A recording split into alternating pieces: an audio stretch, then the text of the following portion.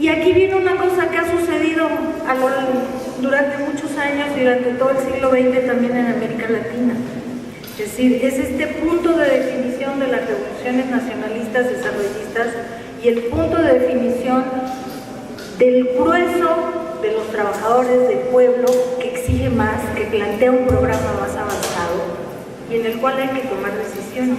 Y seguramente por eso la Revolución Cubana es tan vital en la referencia nuestra latinoamericana, porque de todos esos procesos que hubo nacionalistas y antidictatoriales, es la única que dijo, adelante.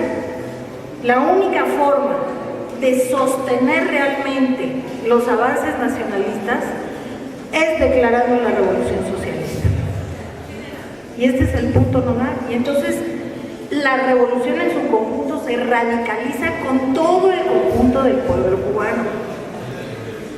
Y esta es un poco la situación en la que hemos estado muchas veces en América Latina, cuando ha habido gobiernos progresistas, desarrollistas, nacionalistas, que han tomado medidas, pero que finalmente una parte del movimiento se aleja, porque no son suficientes, viene una división, viene el golpe de Estado, y entonces se arrasa con todas las fuerzas sociales, de todo tipo y de todo. Esta es una situación histórica que uno ve desgraciadamente repetirse a lo largo de la historia de América Latina. Y entonces en la entrevista los compañeros también, para un poco finalizar la entrevista, le preguntan a uno cómo se construye y se afirma el poder popular. Y esta es, creo, una de las preguntas también difíciles que los compañeros nos plantearon a todos los entrevistados. Porque a veces uno puede reflexionar, puede quedarse en el campo teórico de las reflexiones sobre el significado que tienen ciertos programas, sobre el significado teórico que tiene entender determinada interpretación estructural del funcionamiento del mundo y sus contradicciones, y los debates que vimos también en torno al sujeto histórico de la revolución en América Latina, y cómo por ahí mucha gente siguió aferrada al proletariado, cuando todas las revoluciones, ya a estas alturas lo podemos decir tajantemente, todas las revoluciones fueron, como lo dice muy bien Armando Bartra, revoluciones orilleras, es decir, de la orilla del capitalismo. Revoluciones hechas por campesinos, por trabajadores en general, no por el proletariado. Y esto es fundamental para partir de ahí hacia un programa de transformaciones. Entonces, esos debates teóricos, sobre el sujeto histórico, ¿quién es ese en términos de clase, en términos de situación social, que se organiza, que avanza, que transforma? Y esa discusión sigue hoy día también, y un poco lo reflejaba Gilberto, planteando que hoy día de una u otra manera todo el mundo reconoce que el indígena se ha transformado en un sujeto histórico fundamental para pensar la transformación. Y entonces cuando muchos dicen, sí, pero María Tigre ya lo dijo allá a principios del siglo XX, sí lo dijo. Pero el problema efectivamente entonces es cómo lograr que esta izquierda en su conjunto asimile las experiencias históricas, porque traemos una carga simbólica enorme, una carga teórica enorme, asimile las experiencias, asimile las derrotas, asimile la complejidad de los procesos a los que nos enfrentamos, asimile la capacidad de diferencia, porque el continente es muy diferente a lo largo de sus procesos.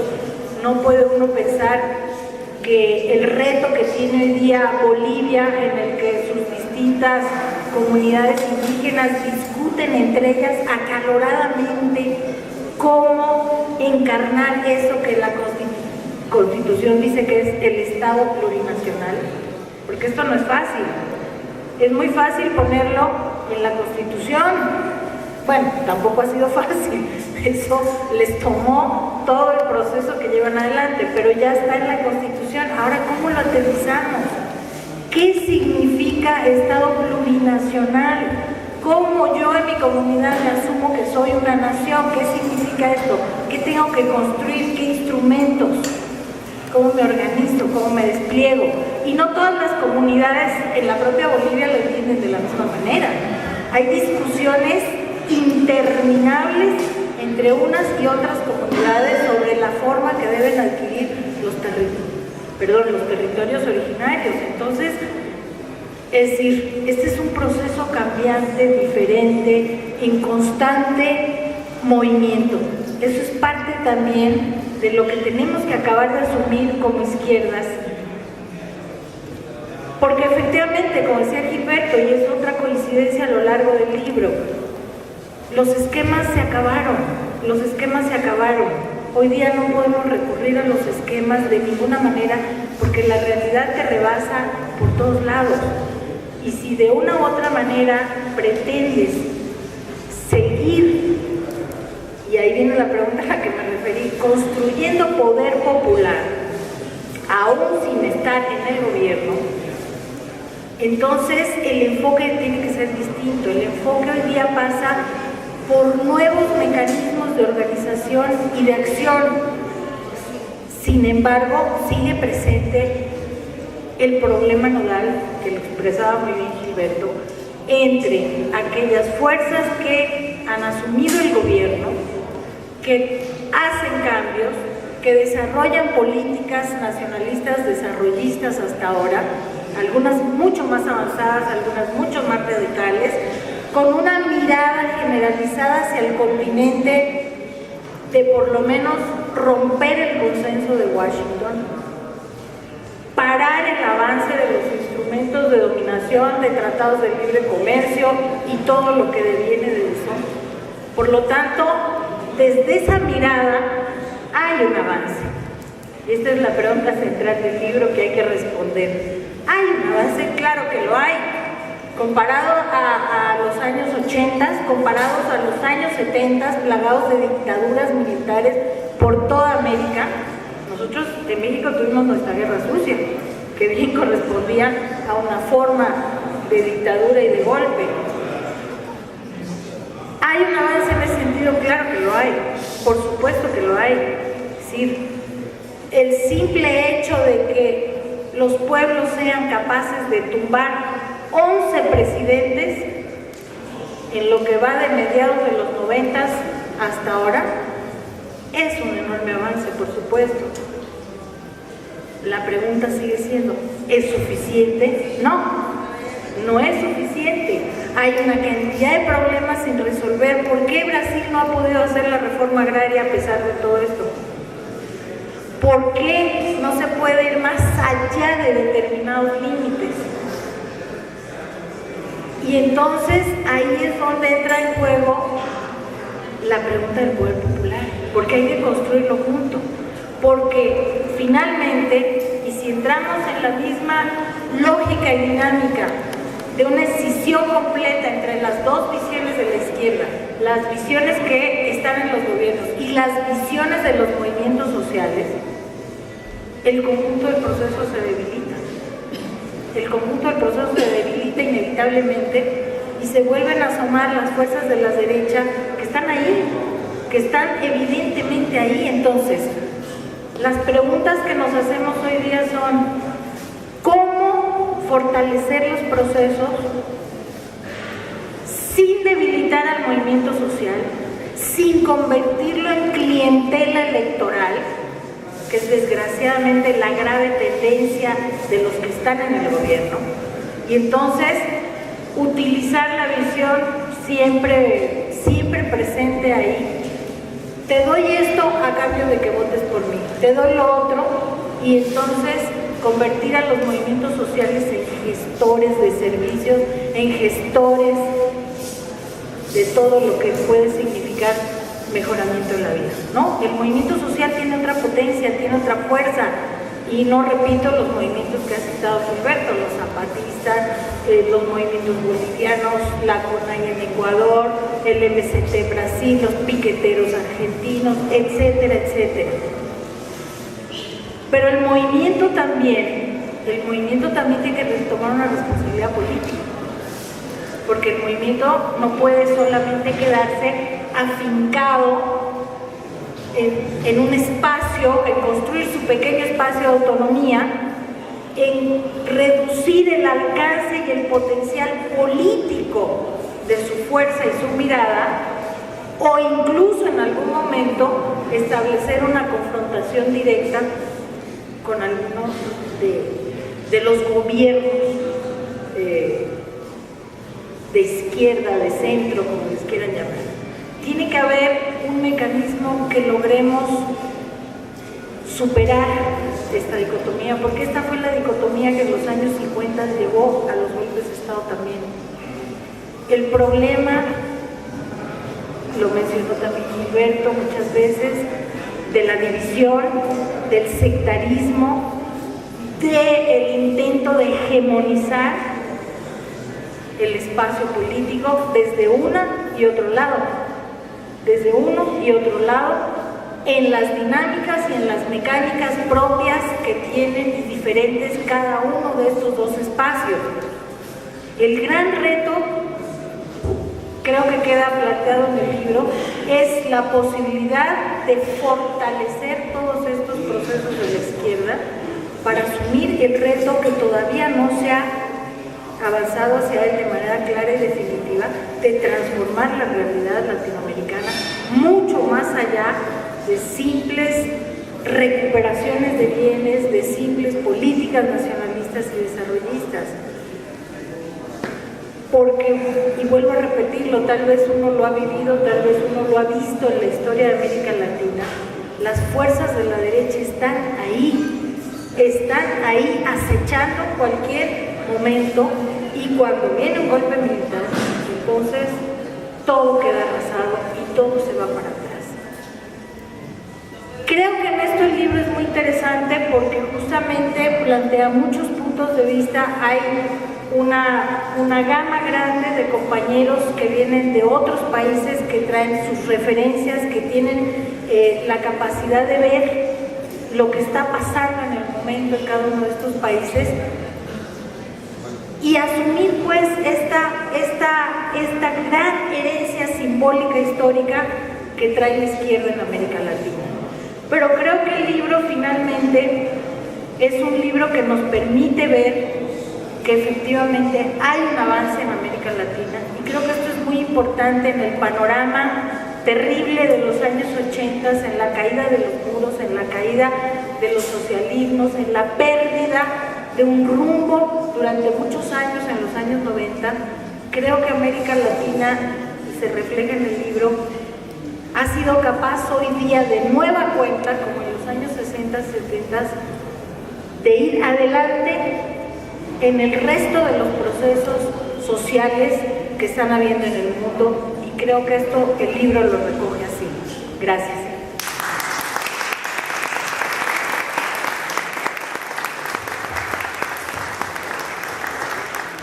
Compañeros, vamos a terminar la presentación del libro a través del sociólogo José Miguel Candia, a quien le cedo la palabra para posteriormente concluir con un debate con el público aquí presente.